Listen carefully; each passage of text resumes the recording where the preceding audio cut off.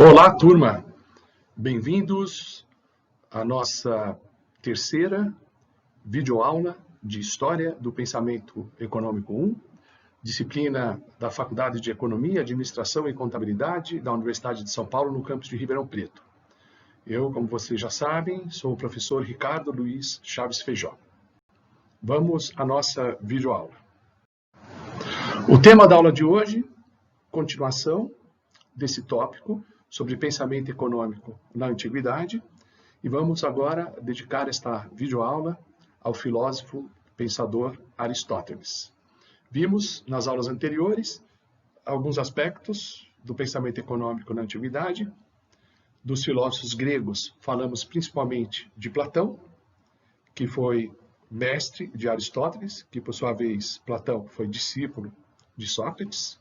Vimos, por exemplo, a obra A República, a obra Protágoras, e agora vamos nos dedicar a esse outro importante pensador grego da Antiguidade, ainda nessa temática de pensamento econômico na Antiguidade. Aqui vocês estão vendo uma estátua desse grande pensador que foi Aristóteles. Aristóteles, sem dúvida, deu uma contribuição muito importante para o começo do pensamento econômico. Ainda não é economia científica. O nosso argumento é que a economia, como objeto de ciência, surge no século XVIII, e nesse sentido, Adam Smith pode ser considerado o pai da economia, o que é motivo de muito orgulho para todos os economistas ter esse grande pensador escocês como o pai dessa ciência. Mas, na verdade, conforme argumentei na última videoaula, o pensamento econômico é muito antigo. Desde que iniciaram as primeiras civilizações, desde que o homem desenvolveu a escrita, algumas ideias econômicas foram aparecendo, mas sem a ideia de um objeto para tratamento sistemático, para se construir um sistema teórico, coerente, abrangente, um tratamento abstrato. Não, isso a gente pode situar lá pelo século XVIII, mas já havia pensamento, um tipo de reflexão ou de pensamento econômico na antiguidade. Agora vamos nos dedicar às ideias de Aristóteles. Começando pela vida desse importante pensador grego. Ele nasceu numa cidade da Grécia chamada Estagira, tanto que ele é conhecido como Estagirita, e também o filósofo, entre outras alcunhas, filósofo com F maiúsculo. Ele nasceu no ano 384 a.C. e viveu até 322 a.C. Como vocês sabem, no período anterior a Cristo, a datação é em sentido contrário. Você nasce num número maior e falece num número menor. Então ele foi de 84 a 22. Portanto, ele não viveu muito, né? Tá certo? Que ele viveu ali, 22 anos, né? Como é que é isso? Peraí. Então você faz 84 menos 22, né? 62 anos. Ele não viveu muito. Mas para a época era razoável, né? Foi discípulo de Platão. E aí se discute, eu já comentei isso na aula anterior, se há resquícios platônicos na filosofia de Aristóteles. Tá? A maioria dos filósofos acredita que não, tá? Que Aristóteles é outro sistema filosófico, é outra concepção de mundo. Tá? Mas a gente pode esperar, porque eles são da mesma escola, Aristóteles foi discípulo de Platão, que tenha muito de Platão em Aristóteles, conforme eu mesmo argumento no meu livro, tanto no História do Pensamento Econômico, como no outro livro que eu tenho de Filosofia e Metodologia da Economia. Eu, conforme alguns outros professores, não sou o único, há especialistas em Aristóteles que acham que tem essa relação com Platão. Mas eu prefiro deixar essa relação entre Platão e Aristóteles em aberto. Eu vou demarcar, de fato, as diferenças entre esses dois pensadores. Mas, como eu digo aí, em alguns aspectos, a visão filosófica de Aristóteles conserva a marca de Platão. Tá? Tem um pouco de Platão em Aristóteles. Mas, evidentemente, eles são pensadores muito diferentes, tá? E isso eu quero deixar bem claro. Tá? São diferentes não só na concepção da realidade, no sistema filosófico proposto por eles, mas na visão da sociedade e da organização econômica. Esse é o aspecto que mais interessa no âmbito da história do pensamento econômico. Não só são diferentes, como a gente pode situá-los em posições diametralmente opostas. Tá? Então tem a diferença da filosofia, quer dizer, o substrato filosófico, a base filosófica é distinta entre os dois e a visão de sociedade é diametralmente oposta. Ok? Então vamos começar falando sobre a filosofia de Aristóteles, a visão de mundo dele, e depois a concepção de sociedade e de organização da vida econômica. Vimos que Platão acreditava no mundo das ideias, tá? Que é uma concepção assim, quer dizer, existe um mundo onde as entidades, os chamados entes, são reais, tá? Não são coisas imaginárias, são coisas reais, mas essa realidade está no plano das ideias. Vou dar um exemplo. Números primos. Você pode dizer que não há um mundo, os números primos não têm realidade? Você não pode encontrar isso nesse mundo palpável, né? No mundo dos fenômenos, nesse mundo concreto que nos rodeia. Você não acha números primos na natureza. Você imagina esses números primos. Você identifica intelectualmente, teoricamente, a sequência de números primos. Na verdade, não há uma forma de você gerar todos os números primos. Você vai de um por um identificando os números primos. Né? Então, na verdade, você está identificando, olha o termo que eu usei, né? Você está reconhecendo uma coisa que já existe em algum plano da realidade. Então, esse plano de realidade, onde existem as ideias, e as ideias perfeitas, porque se a ideia é um modelo. Então, o que faz o modelo? O modelo ele faz um retrato de uma realidade que, num certo sentido, ela é perfeita. Tá? Tudo funciona harmonicamente como um modelo. Então, existe o mundo das ideias, por exemplo, o conceito de justiça. Existe a prática do dia a dia dos homens, que pode ser mais ou menos justa, e tem a ideia de justiça, que nós vimos isso discutido amplamente por Platão na obra República, na obra Protágoras e em outros escritos desse mestre. Né? Então, Platão acreditava no mundo das ideias, tá? E nesse mundo sensível, nesse mundo da realidade material. Tá? Ok? No caso de Aristóteles, ele vai dizer, olha, a realidade, ela toda pertence aos objetos sensíveis. A realidade, ela está nesse âmbito. Tá? Esse é o terreno da realidade. São os mundos sensíveis. São objetos que nos afetam de um modo ou de outro, que estimulam os nossos sentidos. Então, a realidade está nesses objetos. Ok? Então, existe uma base material para tudo que compõe essa realidade, tá? Com uma única exceção, o mundo místico, digamos assim, né? Espiritual, de deuses, né? De semideuses, de espíritos, desse tipo de entidade. Ele acredita no mundo sobrenatural. Mas esse mundo sobrenatural, que ele, como bom grego, né? Os gregos, em cada cidade grega, eles estavam ligados a um deus que cuidava daquela cidade, né? No panteão de deuses, né? Da mitologia grega. O Aristóteles, como um bom cidadão, ele acreditava na existência de deuses, né?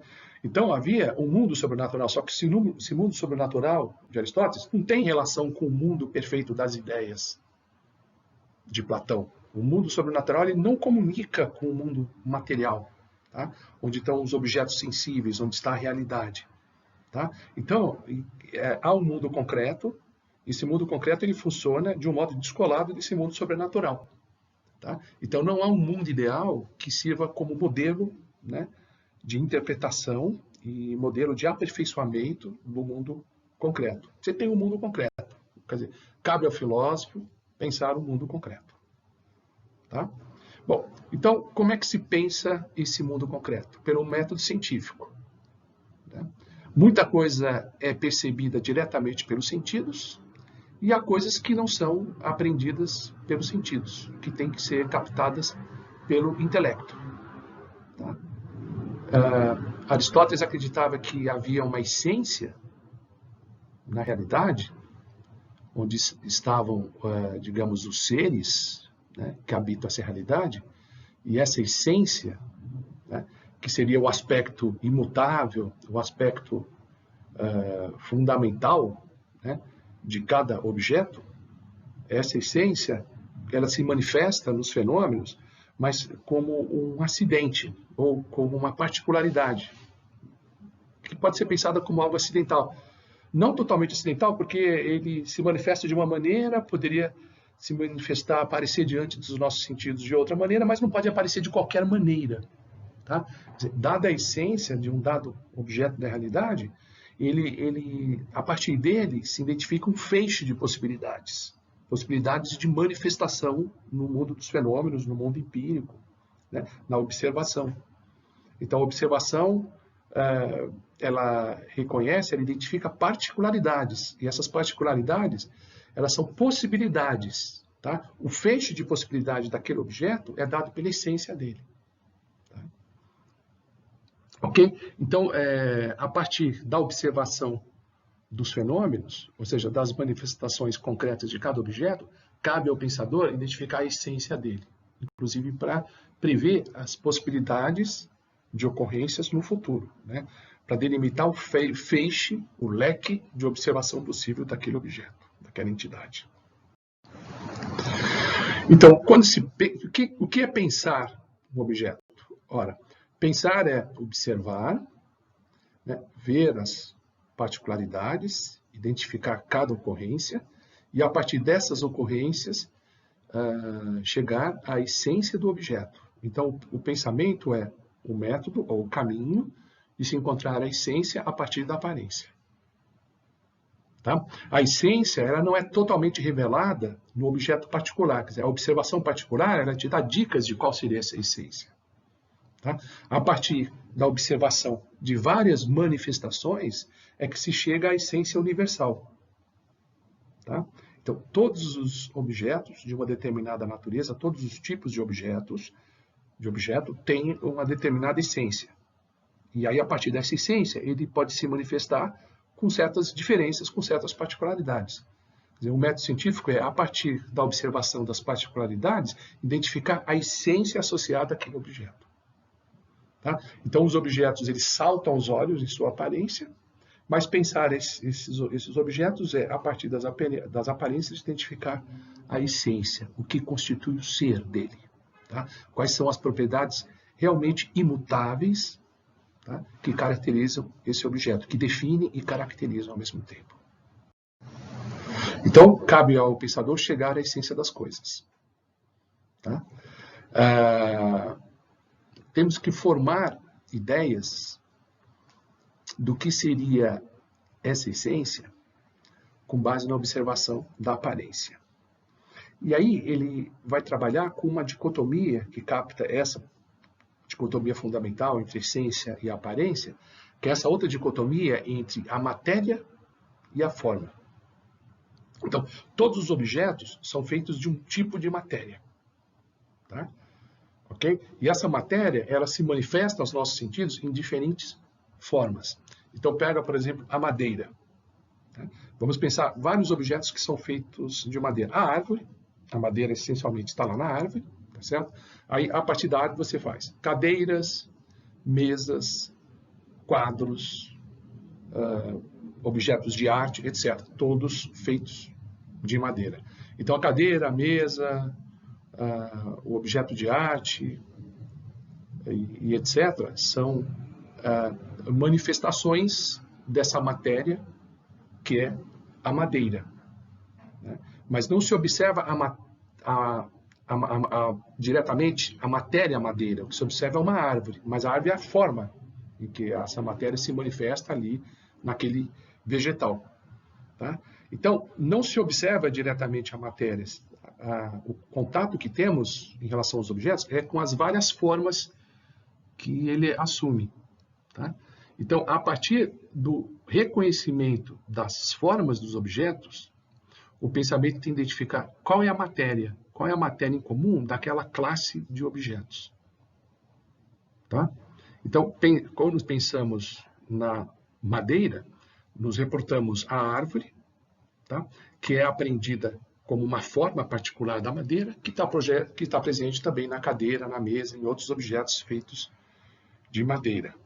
Tá? Então, a partir da identificação das formas, se classifica, então, vai colocar um conjunto de todos os objetos que são formados da mesma matéria. E essa matéria é madeira, então são os objetos de madeira. Então, é esse esforço de classificação.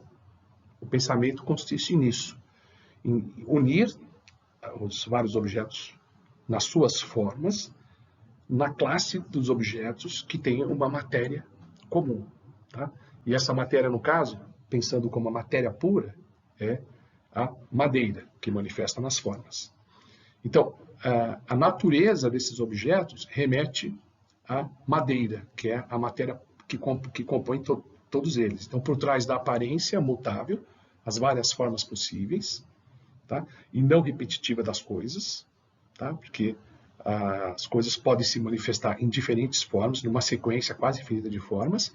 Se busca identificar características essenciais ou a matéria pura que particulariza a existência, que compõe todas aquelas formas que compõem todos os objetos.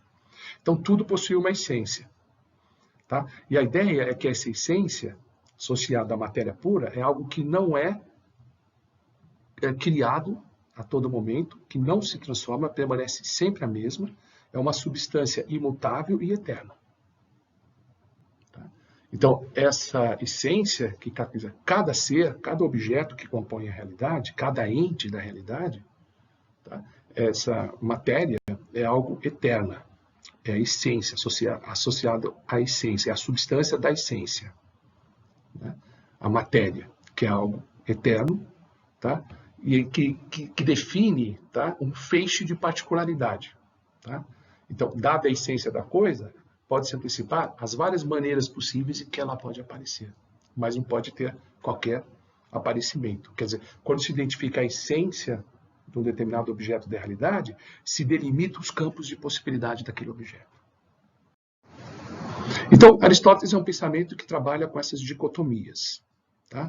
Então, tem a dicotomia entre essência e aparência, tá certo? E entre matéria e forma. Tá? A essência está ligada à matéria e a aparência está ligada à forma.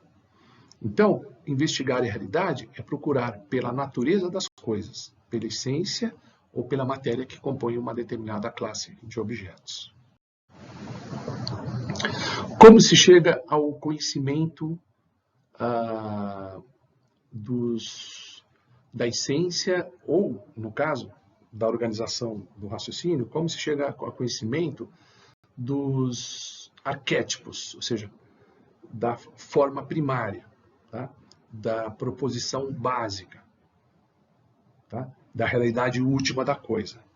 Bom, vamos ver isso no âmbito de uma obra. Agora vou citar uma primeira obra específica, que é muito importante para o estudo da história do pensamento econômico, uma obra de Aristóteles chamada Analíticos Superiores. Tá? Nessa obra, inclusive ele vai entrar na descrição do que ele chama de método científico, ele descreve o caminho para se alcançar o essencial das coisas.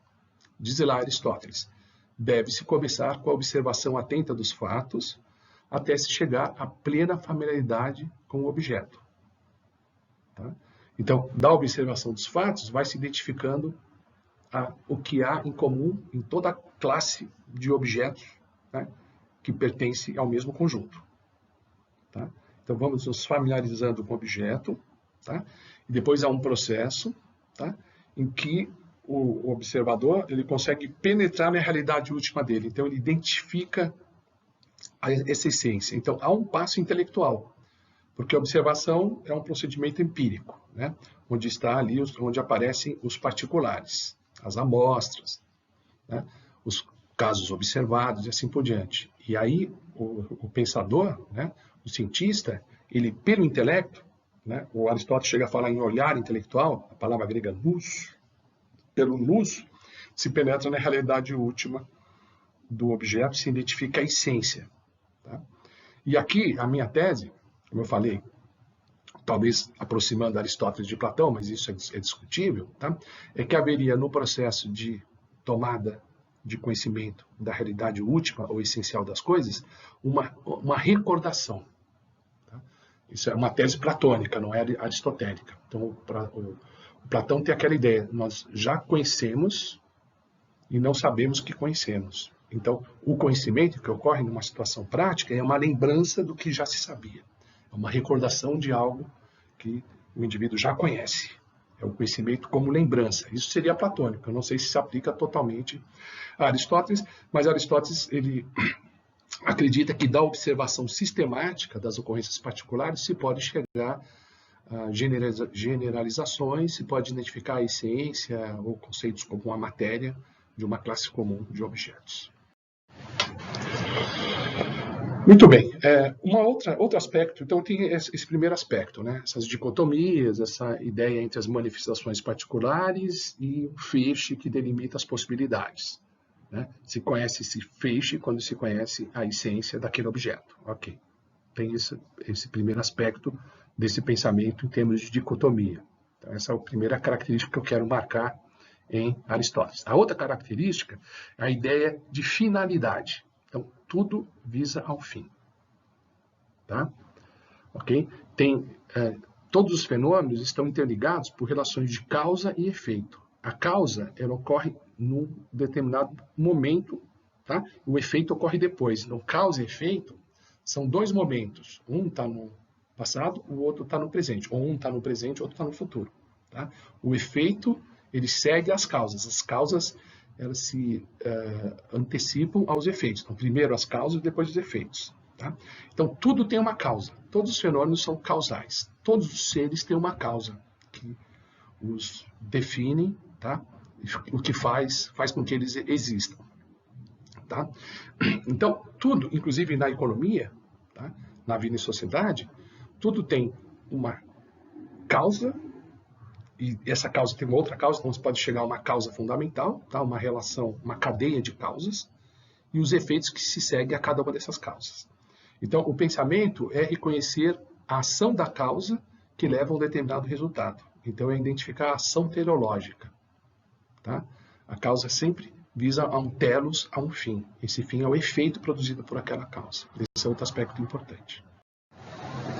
Então, ação em Aristóteles, tá? A ação das causas em Aristóteles pode ser chamada de teleológica, porque visa ao fim. Tá? Isso vale, por exemplo, na explicação do mundo físico. Tá? Então, como que seria a física de Aristóteles? Ele pensa o espaço em termos de região, cada região entendido como um local, tá? Uma vizinhança. Cada local possui uma natureza que lhe é própria. Tá? Então, o universo tem o centro do universo. Nesse ponto se encontra a Terra. E ele diz que o espaço central é o local natural dos elementos pesados. Tá?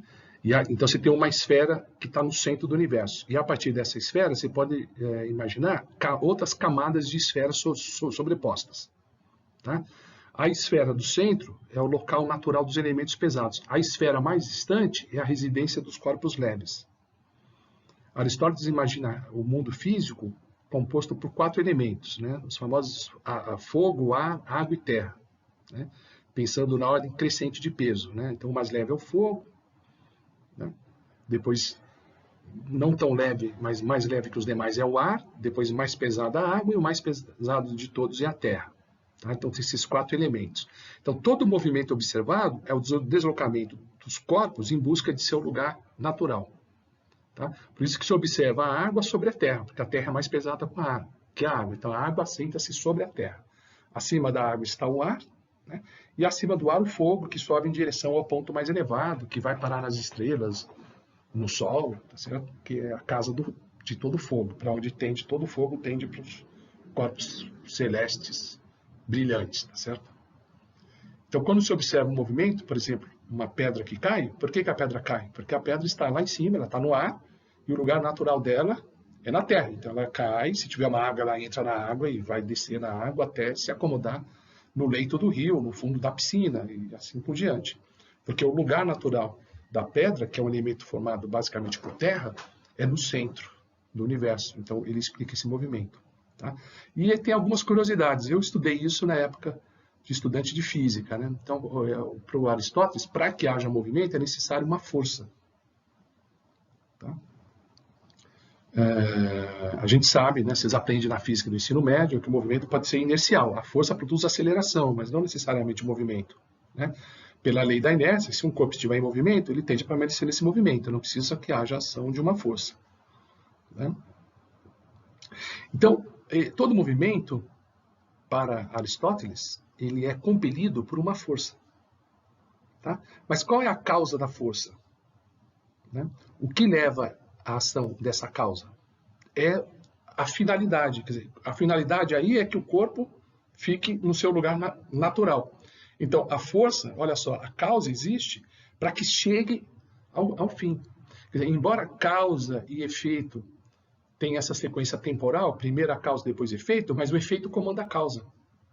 Então, há força para que se chegue ao efeito de deslocar os objetos pesados para o centro do universo, mas o efeito dele, quer dizer, o telos, o resultado, que é o objeto no centro do universo, é que gera força. Né? Ok? Porque a ação é teleológica. Porque existe a força porque ela é comandada pelo fim. O fim produz a força. Então, a ação age para se chegar ao fim. O fim é cada objeto no seu lugar, né? O ar em cima, a água embaixo, a terra mais embaixo, esse é o fim. E o movimento dos universos é para que se chegue àquele fim. Então, a necessidade do fim gera a causa. Tá? No caso, a força. Né? E a força age para que os objetos finalmente atinjam aquele telos, aquele fim. Interessante isso, né? Tá? Essa é a ideia de ação teleológica. Então, existe uma relação temporal de causa e efeito, tá? E a causa visa ao efeito. Tá? O efeito não é um resultado aleatório, um resultado acidental da causa. Tá? O efeito é necessário e a causa é a força que produz o efeito. Tá? Então tem que pensar Aristóteles dessa maneira. A ideia de causalidade de Aristóteles deve ser pensada dessa maneira. Agora vamos à explicação da sociedade nesse modelo, que ainda mantém essas ideias, quer dizer, essa visão, digamos, estática, né, do mundo físico, da natureza, se aplica na sociedade também. Tá? A noção de causalidade em Aristóteles, essa noção de ação teleológica, ela é empregada para Aristóteles na explicação da sociedade. Vejamos agora obras que tratam da organização social em Aristóteles, a obra Política. Nessa obra chamada Política, ele diz que o homem é um animal social e político. Então, assim como o local da pedra é no centro do universo, onde está a Terra, né, o local do homem, para onde tende o homem, é para a cidade. O homem ele é um animal social e político. Esse é o lugar dele. Tá? O homem é uma criatura que foi concebida, digamos assim, para viver em sociedade. Então, ele é um animal social, ele é um animal político. O lugar natural dele é a sociedade. É onde se realiza. É onde se realiza o principal propósito da vida humana. Qual seria ele? A busca da felicidade. Tá? Então, os homens, eles têm um telos, que é a felicidade, tá? E o local onde esse telos se manifesta é na vida em sociedade, é na cidade, é na esfera política. Tá? Então, o que move o homem, né, o telos fundamental, é a busca da felicidade. E a felicidade aí, ela deve ser entendida não apenas como um prazer sensorial. Tá? Não é uma felicidade animal, digamos assim. Tá? Essa felicidade ela não pode ser alcançada apenas por vantagens econômicas. Lembra que o Platão já dizia que a vida na cidade, na sociedade, traz vantagens econômicas pela divisão do trabalho. Né?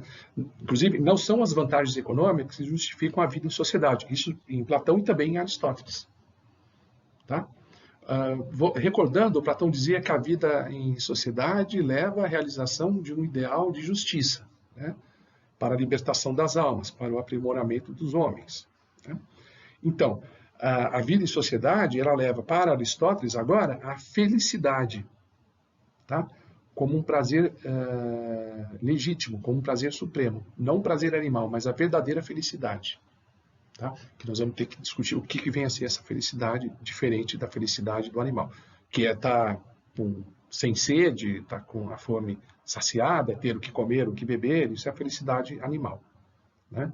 Ter como se reproduzir, ter alguma segurança, alguma saúde, essa é a felicidade animal. É mais do que isso que os homens buscam. Tá? A felicidade no contexto humano ela é mais ampla do que essa felicidade animal.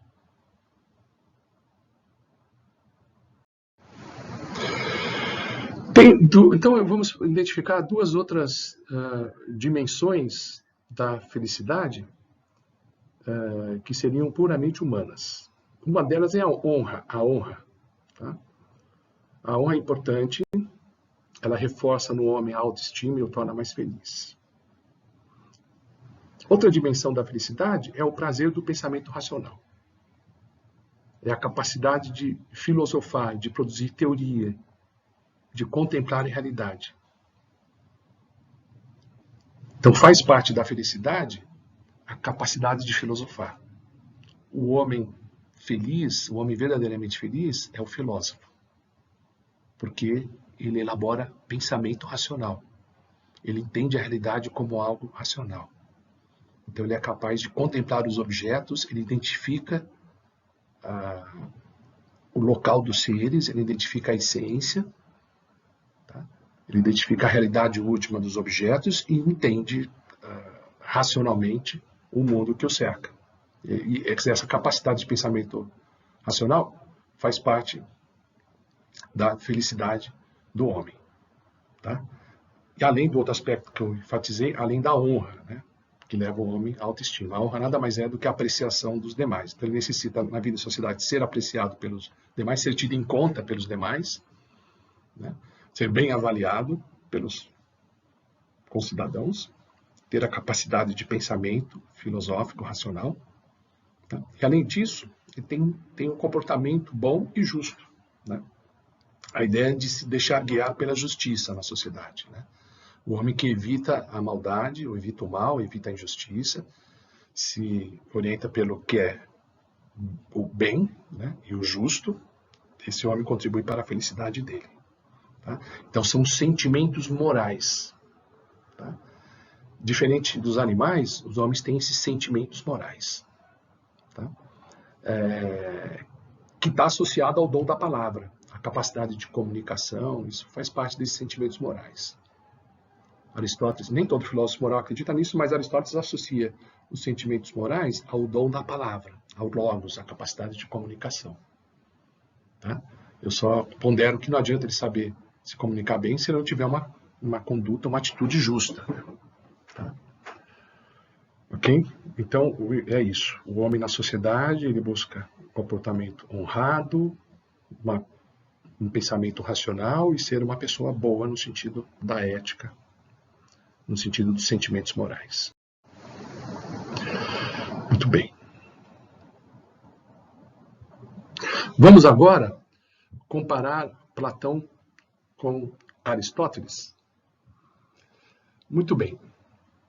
Aristóteles descreve o surgimento da cidade, associado à busca de felicidade nesse sentido mais amplo, e Platão é aquilo que nós vimos na obra A República. Então, em Aristóteles, a cidade é um meio de tornar feliz a vida presente do indivíduo, a vida do indivíduo na Terra. Enquanto, para Platão, a cidade viabiliza objetivos espirituais para além da vida terrena. A realização dos homens na cidade, do ponto de vista da justiça, é para que se liberte a alma, que saia do ciclo de novas encarnações, alguma coisa assim, tá certo? E que o homem se desprenda disso. Tá? Uma visão mais, digamos, espírita, digamos assim, está presente em Platão. Em Aristóteles, ele pensa na vida presente. Tá? A vida presente do indivíduo deve ser feliz, e vivendo na cidade, o cidadão, a pessoa, né, tem condições de ser mais feliz. Tá?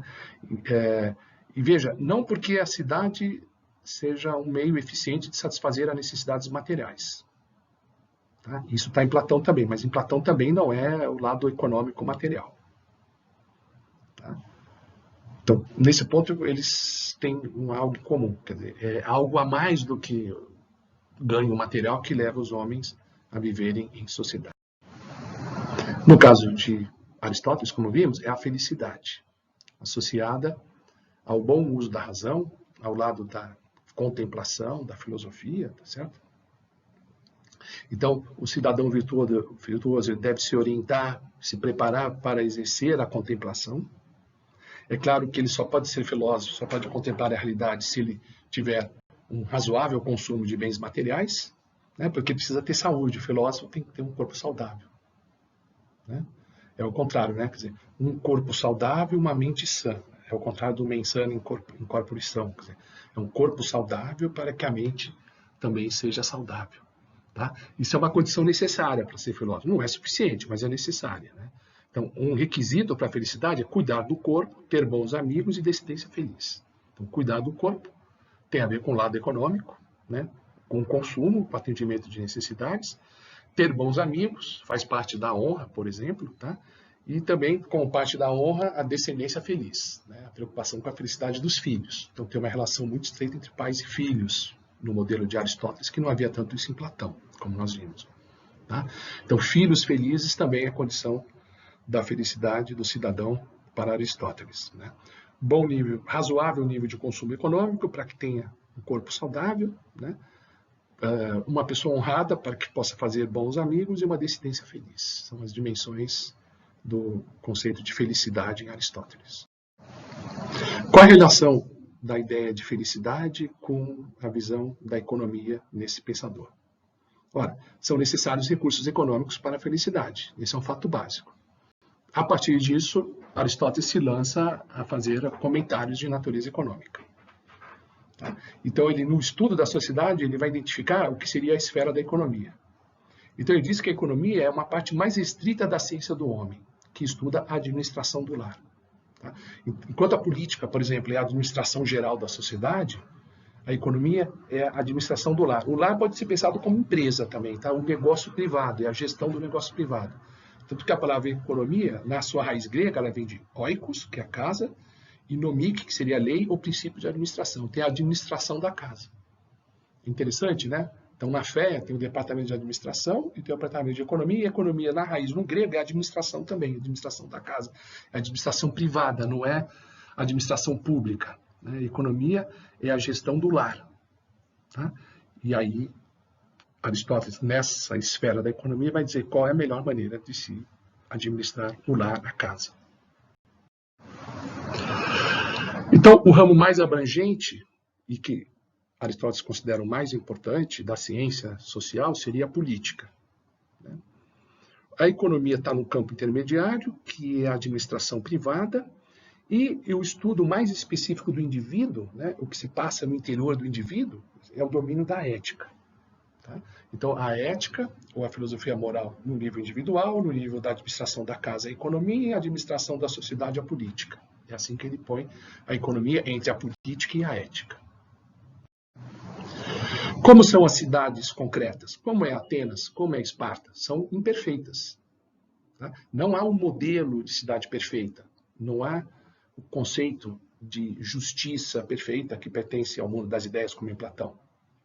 Simplesmente, o Aristóteles diz, olha, tudo que está abaixo da esfera lunar, que ele chama de mundo sublunar, está sujeito ao acaso e a mudanças imprevisíveis, então tem um grau de imperfeição. Então, o Aristóteles olhava o movimento dos astros, que parecia perfeito, né? Os dias, o mesmo intervalo, o ano com a mesma duração, né? Podia calcular quando que iam ocorrer os eclipses, quando que iriam ocorrer, sei lá, os laços na trajetória de Marte, tudo que eles conheciam na antiguidade da regularidade dos fenômenos celestes, diziam, olha, o mundo das estrelas é um mundo perfeito.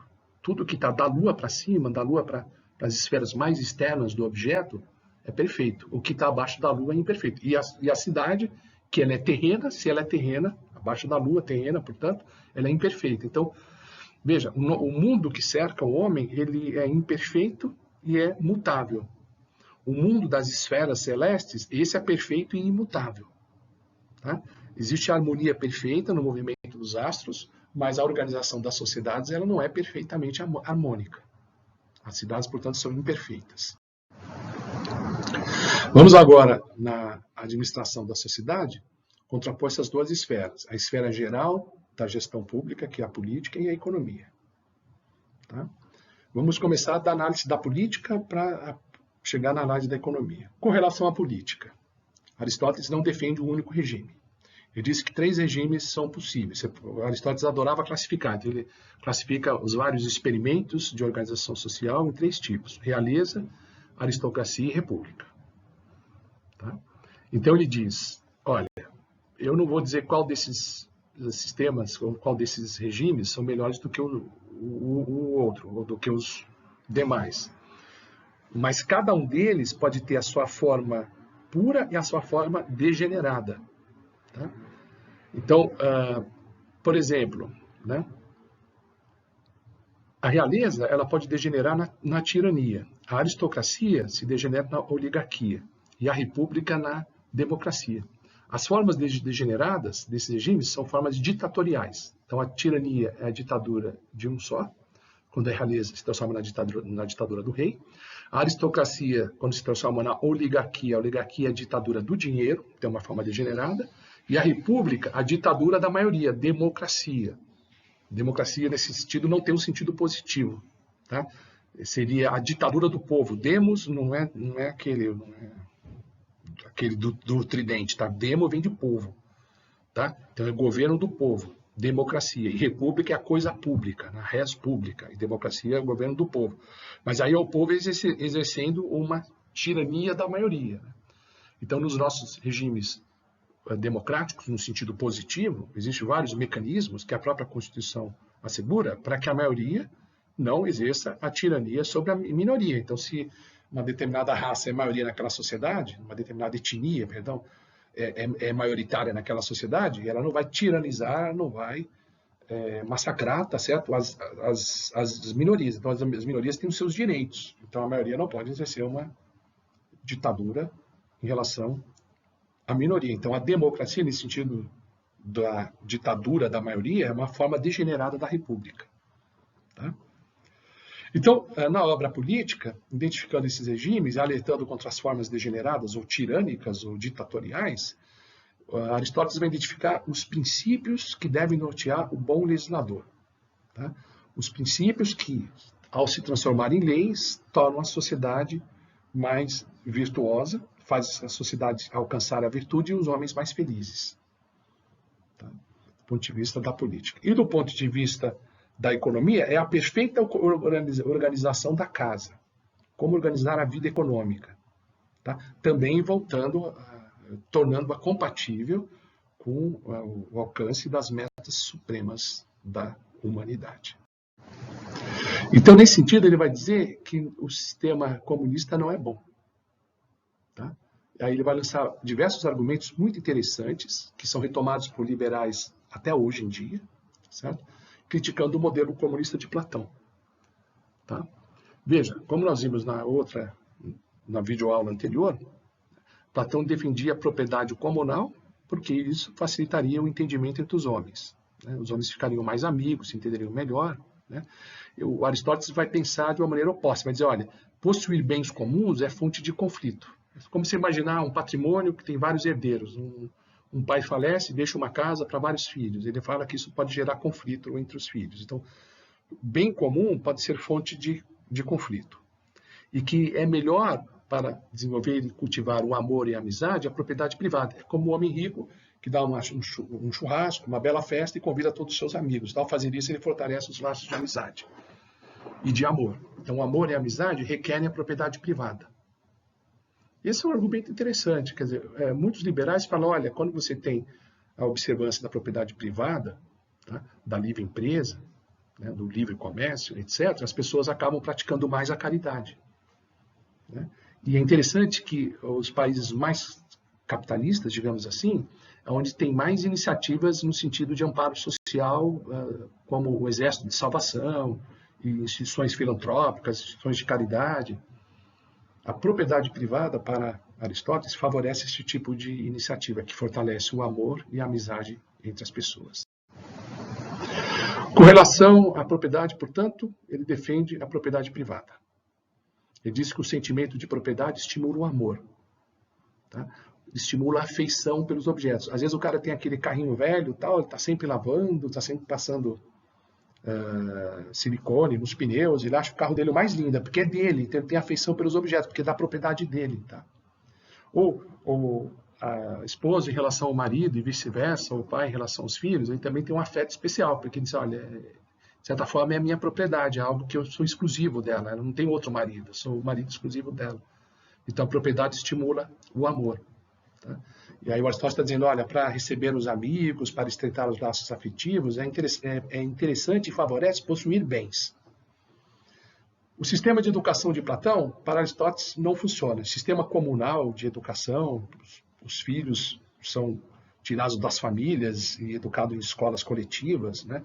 Isso não funciona. Os filhos devem reconhecer os pais, devem saber quem são os pais e estar próximos aos pais. Porque nos interessamos menos pelo que pertence a todos. Então, se é filho de todos, esses filhos de todos não encontram um pai para eles, tá? Porque eles ficam soltos, tá? Dissociados nessa não identificação do parentesco, tá? Então, para que os filhos tenham um afeto exclusivo, tenham um cuidado maior, é necessário que eles tenham pais, saibam quem são os pais e estejam próximos aos pais. Diz Aristóteles, só a afeição exclusiva dos pais engendra o amor. Então, o modelo de organização familiar de Aristóteles é a família patriarcal. Quer dizer, é a família do marido, da mulher e os filhos, e a autoridade, né, hierárquica está com o homem, a mulher submissa ao homem. Então, não é o modelo matriarcal, é o modelo patriarcal. O modelo de Platão, o comunismo, para Aristóteles, leva à irresponsabilidade. Tá? Mesmo a tentativa de se estabelecer a igualdade da riqueza não resolve a luta interna da cidade.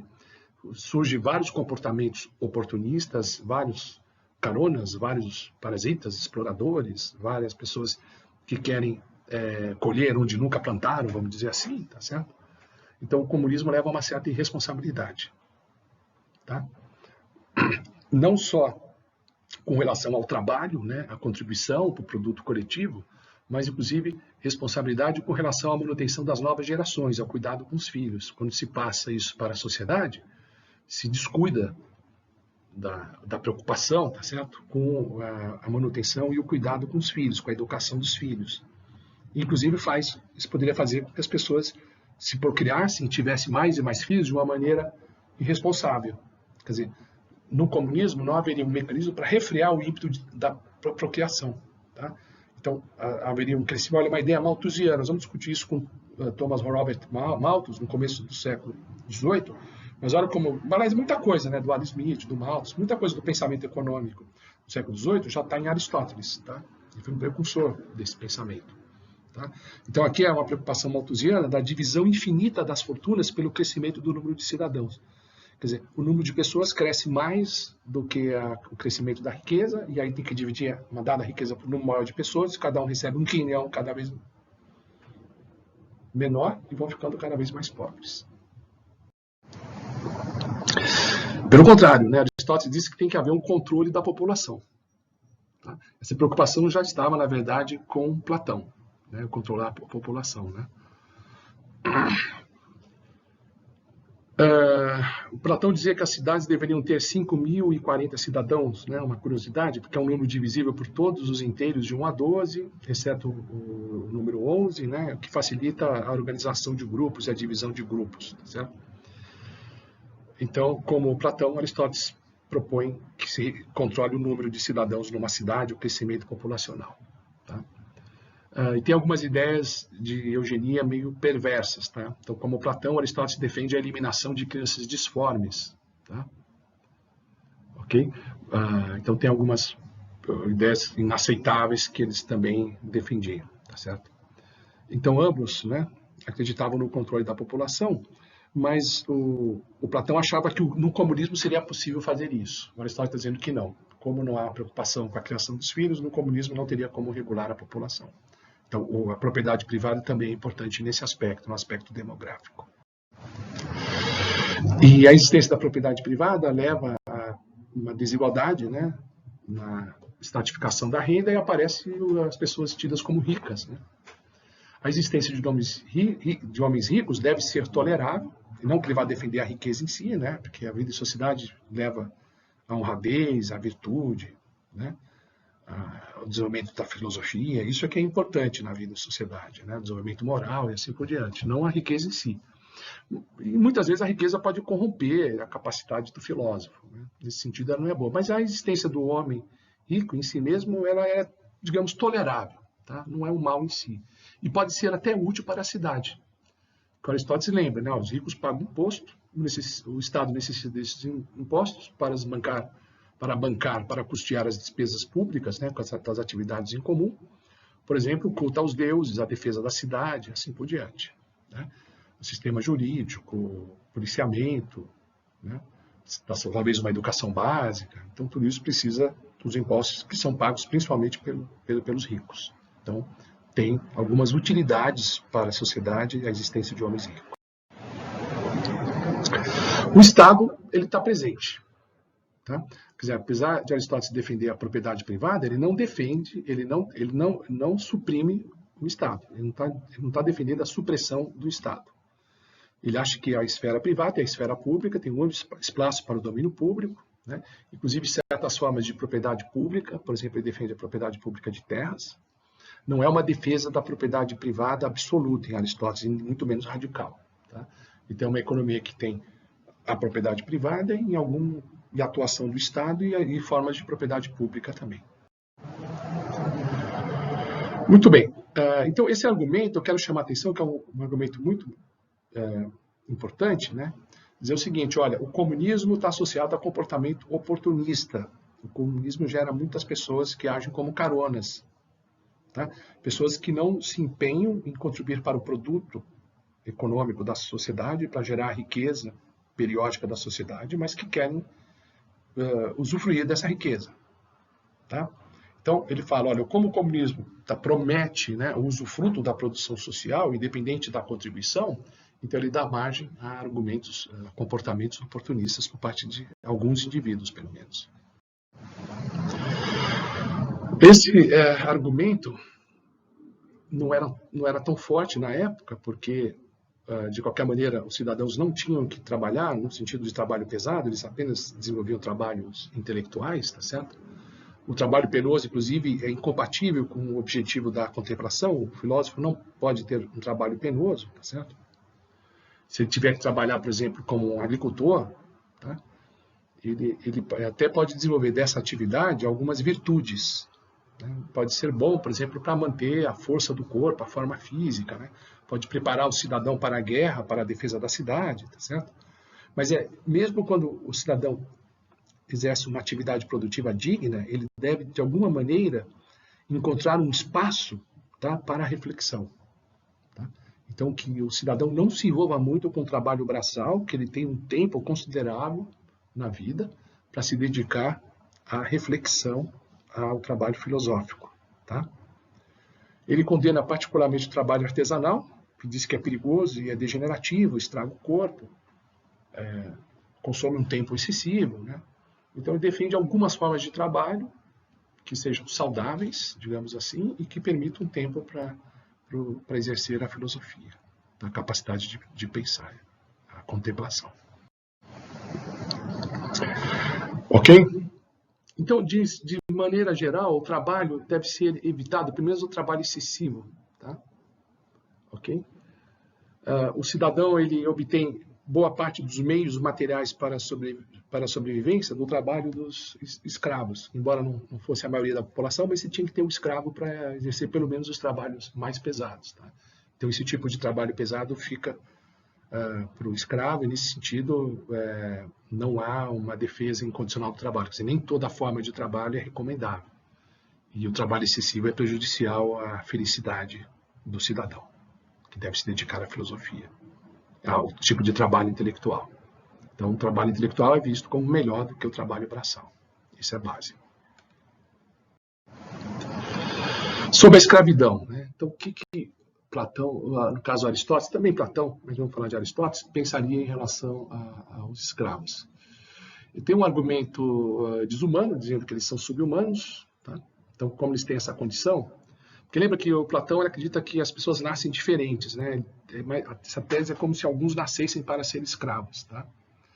Então, eles não podem ser senhores de sua própria vida. Eles são pessoas que necessitam de comando, que têm uma natureza de escravo. Tá certo? Mesmo Platão, ele pensava, que acreditava nessas diferenças de nascimento, uns nascem senhores, outros nascem escravos. Ele tinha essa preocupação de averiguar se o escravo é de fato um ser menos dotado, porque alguém pode se tornar um escravo pela etnia ou pelo fato de ser um prisioneiro de guerra, alguma coisa assim, mas esse escravo, se ele não tiver a condição de escravo, as características que faz da pessoa um escravo, ela deve ser libertada. Então, alguém que não mereça ser escravo, tá? Que não mereça essa condenação, deve ser libertado dessa condição. Alguém que é capaz de ser senhor de si mesmo, de exercer um trabalho livre, ou até capaz de pensar, deve atuar como cidadão e não como escravo. Tá? Embora Platão acredite que as pessoas nascem como escrava, mas assim, o filho de escravo não necessariamente é um escravo. Quer dizer, o que torna o homem com essas diferentes características é um acidente, é uma coisa que é marcado no nascimento da pessoa. Né? E não pelo fato de ele ser de uma família de escravos que necessariamente ele deve ser um escravo. Tá certo? Isso está em Platão, está em Aristóteles também. Tá? O Aristóteles é mais enfático ainda que o Platão para dizer que em certos casos o senhor deve libertar o escravo, em que condição o escravo deve ser libertado. Então, ele vai discutir esse aspecto. Tá? Voltando à questão da riqueza, né? As pessoas virtuosas, as pessoas boas, não necessitam de muita riqueza.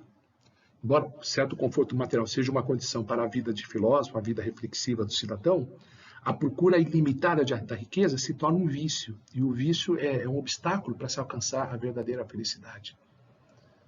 Aristóteles diz, né, os indivíduos bons são os que menos necessitam de riqueza. Quanto melhor a condição moral da pessoa, menos ela necessita de riqueza. Os indivíduos que necessitam muito de riqueza, muito apegados à riqueza, é porque eles não desenvolveram a felicidade deles no sentido da honra, da justiça e da contemplação, da atividade filosófica. Então, esses menos dotados e menos felizes necessitam mais de riqueza. O perfeito filósofo necessita apenas do mínimo de riqueza para manter a saúde e a dignidade. Voltando à questão da economia. Então, sendo assim, a economia, ela, como a esfera privada da administração do lar, da empresa, a administração ela deve voltar ao bom atendimento das necessidades naturais de consumo dos homens, para que tenham uma vida digna, tá? Para que tenham um corpo saudável, ok? E sejam capazes de se dedicar à filosofia, à contemplação. Então, o que se faz na gestão da casa para que as pessoas tenham uma vida material digna, onde as necessidades materiais, na qual as necessidades materiais elas são bem atendidas. Então, é isso que trata a administração da casa, a economia. Né? O processo de gerar riqueza para atender às necessidades naturais do ser humano. Ao contrário da crematística, que é a ciência que se preocupa com a acumulação de riquezas. A economia não se preocupa com a acumulação de riquezas, mas com a geração de riqueza para atendimento de necessidades materiais. A crematística, sim. A economia ou ciência da administração doméstica se preocupa com o consumo e o aprovisionamento de riquezas na satisfação de necessidades humanas.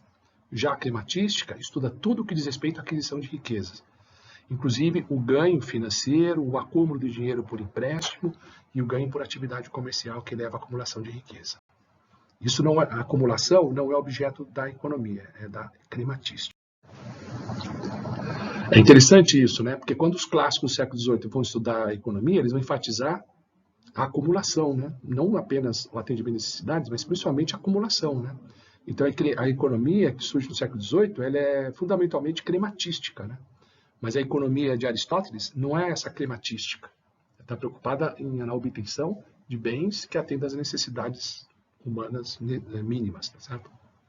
É a maneira, a economia estuda a maneira natural de aquisição de bens por meio da apropriação pelos homens de outros seres vivos, de animais e plantas, né? Plantas pela agricultura, animais pela pecuária, pela pesca e pela caça. Então a economia se trata da produção de bens para o consumo, de modos naturais de ação, comportamento natural do homem na vida e sociedade para atender às suas necessidades.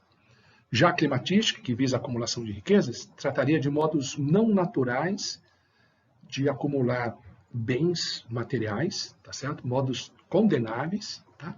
Em que os bens se acumulam por meio do comércio e de atividades financeiras. Então, aparece aí, nessa demarcação entre economia e climatística, uma certa condenação a atividades financeiras e a atividade do comércio, como se as finanças e o comércio fossem moralmente degradantes, digamos assim. Mas, na verdade, em Aristóteles, nem sempre o comércio é condenável. Porque muitas vezes o comércio, pela divisão do trabalho, Platão já falava nisso, né, é uma maneira de melhor atender às necessidades humanas. O produtor se especializa, produz um bem, uma gama restrita de bens e troca o excedente com os demais. Então o comércio leva a maior eficiência na produção de riqueza voltada ao atendimento de necessidades. Então essa parte do comércio, que só melhora o atendimento das necessidades, ela não é condenável. O que é condenável é o comércio e a atividade financeira que esteja voltada apenas à acumulação. Quando a troca é um modo de atender a necessidades diversificadas e não um meio de acumulação de riqueza e de dinheiro, a troca e o comércio e a atividade financeira é vista de uma maneira positiva. Tanto que ele chamava isso de climatística natural. Tá? Porque a atividade financeira e de comércio, portanto, climatística, mas que visa atender a economia, que visa a eficiência na administração da casa. Então, é a climatística natural, parte da economia. A climatística que não visa isso, visa apenas a acumulação de riqueza, não seria parte da economia. Então, a gente pode colocar a economia nesse conjunto, tá? E associar a economia às atividades que levam ao atendimento, à produção de bens para atendimento de necessidades humanas, portanto, atividades naturais. A climatística que visa, pelo comércio, pela atividade financeira, apenas a acumulação de riqueza, pela acumulação, seria atividades artificiais. Então, no caso, a economia teria essa intersecção com a climatística. Que são qual é a intersecção entre os dois conjuntos? É quando as trocas visam atendimento de necessidades. Tá? Economia, necessidades atendidas pela apropriação de seres humanos, que podem ser obtidas pela produção direta ou pela troca, que seria a climatística econômica, que é essa intersecção. E a climatística pura ou não econômica seria a obtenção de riqueza pelo comércio ou pela atividade financeira, visando apenas a acumulação. Tá? Então tem esse conjunto e essa separação entre economia e climatística. Nesse ponto, coloca a questão da aula. Eu queria que vocês me respondessem isso que eu acabei de dizer, quer dizer, o que é economia, o que é climatística e por que uma parte da climatística pode ser considerada econômica, pode ser objeto da economia, tá bom? Como a administração da casa. Essa é a questão, vocês, por favor, me encaminhem em uma semana a resposta.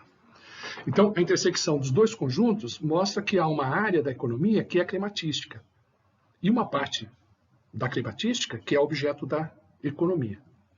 Tá? Então, sempre que o comércio e a atividade financeira estiverem nessa intersecção, ou seja, fizerem parte da economia, eles devem ser tolerados. Tá? Se for a climatística pura ou não econômica, então esse tipo de atividade deve ser proscrito da cidade ou deixar apenas a cargo de estrangeiros, de pessoas especiais, tá? Que não pertençam à cidadania daquela cidade. Tá? O uso do dinheiro para fazer troca e retirar disso o máximo lucro possível, né, na atividade comercial e financeira, corrompe a alma. E isso é moralmente condenável. Então, a climatística pura ela é condenável moralmente. O lado não econômico da climatística não contribui para o aumento da felicidade do homem na vida e sociedade. Portanto, deve ser condenado e banido, inclusive, pelas leis.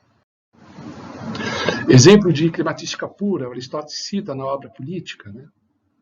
O comércio exterior é climatística pura, portanto, as atividades de exportação e importação devem ficar a cargo de estrangeiros. O trabalho assalariado, o que ele chama vender o próprio trabalho por dinheiro, ele achava isso climatística pura. Então, ele é contra o trabalho, o assalariamento. A formação de monopólio, que Aristóteles dizia, o assambarcamento de toda a quantidade disponível de uma mercadoria a fim de a revender muito cara, essa coisa de se tomar conta de todo o estoque, ser o produtor exclusivo para se valer na hora de formar os preços. Né? Então, o monopólio é puramente climatístico, né? Um comportamento especulador por parte do produtor, né? um enfoque oportunista do produtor, e isso deve ser combatido. Né? E o empréstimo a juros é a pior atividade de todas, é a atividade mais condenável, porque é você gerar dinheiro a partir de dinheiro. Então, isso não teria sentido associar isso a uma espécie de um charlatanismo, uma espécie de um oportunismo, um golpe, alguma coisa assim. Então, não entende a natureza dos juros ou do sistema financeiro, né, e condena, prescreve que isso deve ser evitado, né, deve ser proscrito, né, para o cidadão que busca a felicidade na vida e sociedade.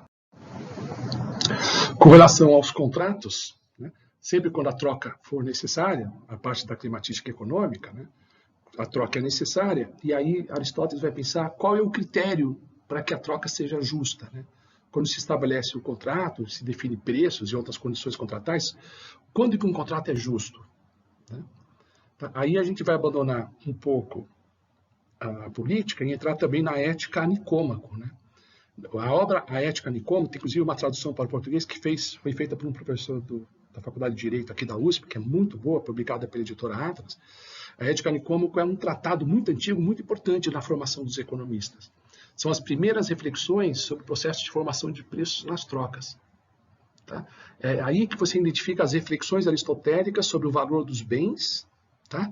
Que, de certa forma, elas vão ser discutidas e aprimoradas ao longo de toda a Idade Média e do século XVIII, até chegar no século XVIII. Quer dizer, as bases do pensamento econômico, né, nessa questão central do valor e das trocas, tá, aparecem nessa obra de Aristóteles, na Ética a Nicômaco. Tá? E vai ter reflexos ao longo dos séculos. Tá? Então, vamos parar para examinar um pouco essa reflexão de Aristóteles sobre o valor dos bens. Então, ele fala o seguinte, olha, na sociedade justa, né, deve haver igualdade proporcional, que é o seguinte, dar mais àqueles que merecem mais. Tá? Ele é contra o comunismo, que seja comportamento oportunista, nada de distribuir automaticamente o fruto, né, o produto da sociedade de todos os cidadãos. Na verdade, os que merecem mais devem receber mais. Que é a ideia de reciprocidade. A reciprocidade, que está no conceito de justiça em sociedade como um todo, que está na política, ela também está na esfera da economia. Então, as trocas econômicas também devem obedecer a um critério de reciprocidade. Tá certo? Agora, o que é mérito na sociedade, na vida política é uma coisa, o que é mérito na economia, no contrato, nas trocas é outra coisa. Tá? O mérito na sociedade é alguma coisa como uma discussão da virtude, né? Da virtude do cidadão. Tá? E vamos ver agora a questão do mérito nos contratos. Né?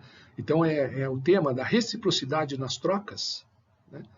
Nas operações contratuais. Tá? Aí que está o pensamento econômico. Quer dizer, Aristóteles investiga qual o critério que deve regular as proporções em que os bens são trocados. Né? Qual o critério que determina o preço relativo, o valor relativo dos bens envolvidos na troca que aparecem nos contratos. Aí ele vai trabalhar a reflexão sobre o valor, ele já oferece duas teorias do valor, que vão separar os economistas ao longo dos séculos e vai ser um amplo debate entre os economistas. Né? Aqueles que defendem a teoria do valor-trabalho e a teoria do valor subjetivo. Vamos ver como é que a semente dessas duas versões, esses dois enfoques do valor, estão presentes na obra Ética Nicômaco de Aristóteles. Primeiro diz o seguinte, olha, as partes devem receber de acordo com o trabalho despendido na obtenção do bem. Esse é o mérito. Então, quem trabalhou muito merece receber muito. Tá? Que aí vai na linha da teoria do valor-trabalho, que a gente vai discutir ao longo de todas essas videoaulas do curso da disciplina de História do Pensamento Econômico 1. Então, é isso. Quer dizer, o trabalho é que regula o valor. O mérito é o trabalho. Quem se esforçou mais, quem trabalhou mais, ou quem trabalhou com mais empenho, com mais dedicação, com mais capricho, aí tem que quantificar isso, que é bastante complicado, né? E nem sempre possível.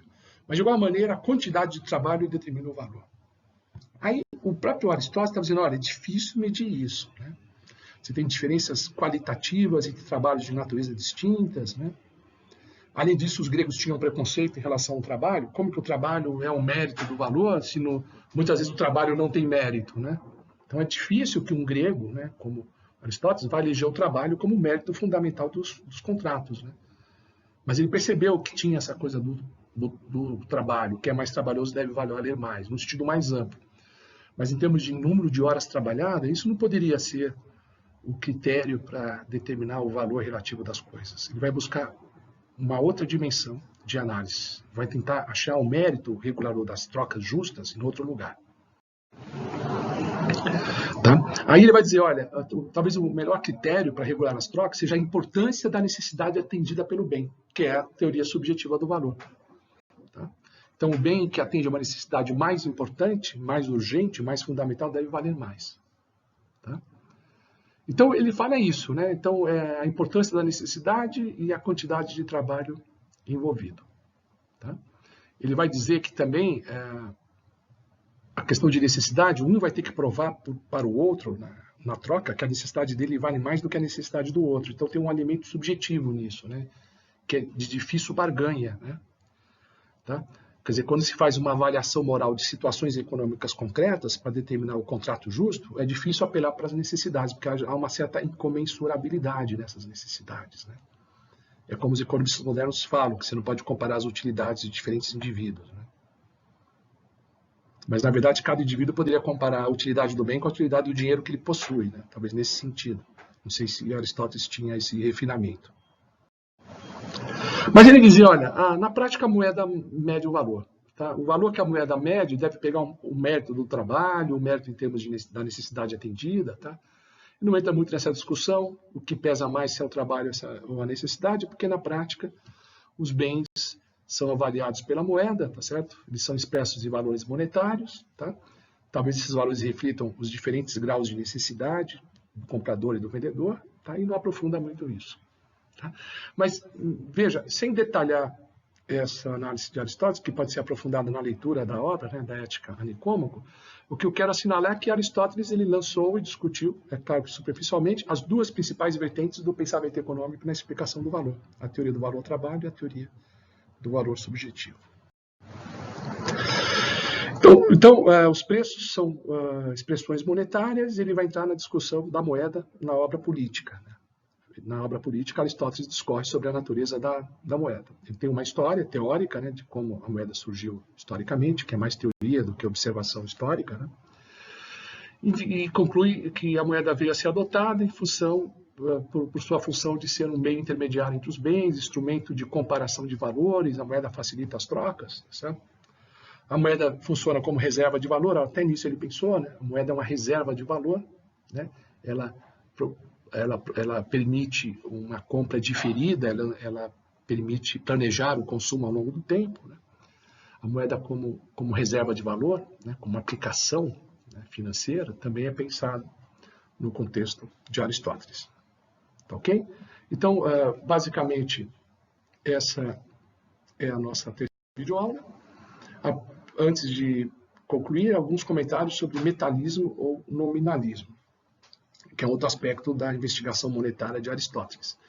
Ele se pergunta, o valor da moeda depende do valor do metal precioso contido nela, ou o valor provém da autoridade de um governo que põe a moeda em circulação? Então, se o valor da moeda tem a ver com o valor do metal contido nela, esse é um enfoque metalista. Se o valor depende da autoridade do governo, é um enfoque nominalista. Tá? O Platão, por exemplo, era nominalista. Na obra Leis, o Platão defende que o valor da moeda está na autoridade do governo que obriga que os cidadãos aceitem essa moeda, que põe essa moeda para circular, de maneira compulsória. Tá certo? Já o Aristóteles não é totalmente nominalista. Tá? Ele acha que o valor intrínseco da moeda tem algum papel, tá, na determinação do valor do dinheiro, tá, do valor da moeda de troca. Tá? Então, o Aristóteles diz que tem as propriedades físicas, o valor contido na moeda, é importante, tá? E também a força da lei, tá, que impõe aquilo como meio de troca, que deve ser aceito por todos os cidadãos. Então, a posição Aristóteles é metalista e nominalista, e fica oscilando entre essas duas posições. Tá bom? Então, espero que vocês tenham aproveitado e gostado dessa videoaula. Até a próxima, então. Valeu!